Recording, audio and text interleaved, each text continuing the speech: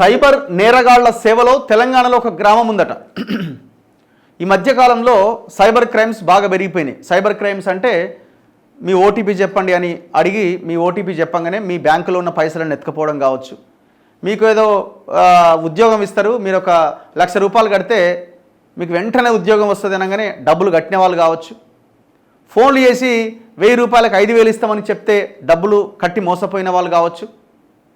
మీ ఆధార్ కార్డునో లేకపోతే మీ పాన్ కార్డునో దుర్వినియోగం చేసిర్రు, మీ మీద కేసు అయింది, మీరు వీడియో కాల్లోకి రండి, ఆ నుంచి కదలొద్దు, మీరు అరెస్ట్ అవుతారు కదిలితే అని ఫోన్లు చేసి డబ్బులు లాగిన డిజిటల్ అరెస్ట్ కావచ్చు. ఇట్లాంటివన్నీ సైబర్ క్రైమ్స్ దీనికి వస్తాయి.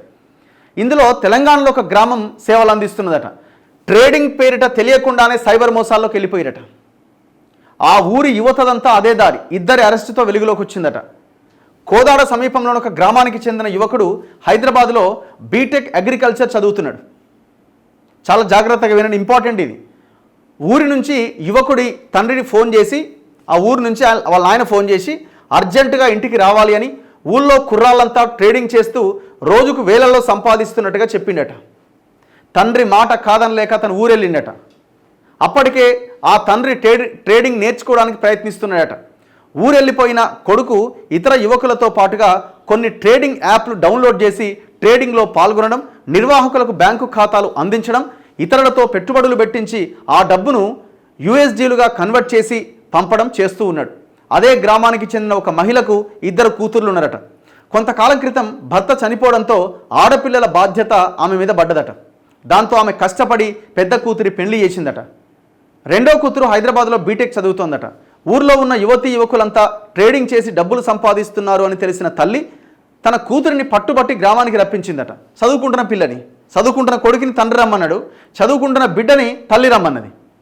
తల్లి మాట కాదనలేక ఆ అమ్మాయి ట్రేడింగ్ చేస్తూ పెట్టుబడులు పెట్టించడం, బ్యాంకు ఖాతాలు సమకూర్చడం చేస్తోంది. డబ్బులు వస్తాయన్న ఆశతో, తల్లిదండ్రుల ఒత్తిడితో ట్రేడింగ్ పేరిట తెలియకుండానే ఆ ఊరి యువత సైబర్ మోసాల్లో పాలు పంచుకున్నారు.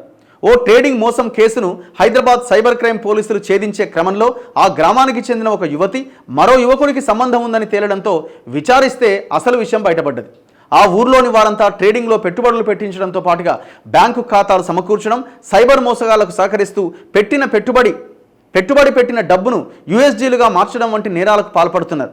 దీంతో వారిని నిందితులుగా చేర్చారు. అదుపులోకి తీసుకొని నోటీసులు జారీ చేశారు. తెలిసి తెలియకుండా ట్రేడింగ్ పేరిట డబ్బుల కోసం సైబర్ నేరాల బారిన పడొద్దని, నేరగాళ్లకు సహకరించి సైబర్ నేరాల్లో ఇరుక్కోవద్దని DCP ధార కవిత హెచ్చరించారు.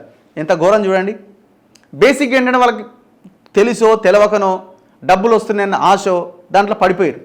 పాపం ఆ పేరెంట్స్కి ఏం మేరకు అది మోసం అని. ఎంత ఘోరం చూడండి. ఇప్పుడు ఏమయ్యా, కేసులు బుక్ అవుతాయి, ఉన్న చదువు ఆగం, అంత గందరగోళం.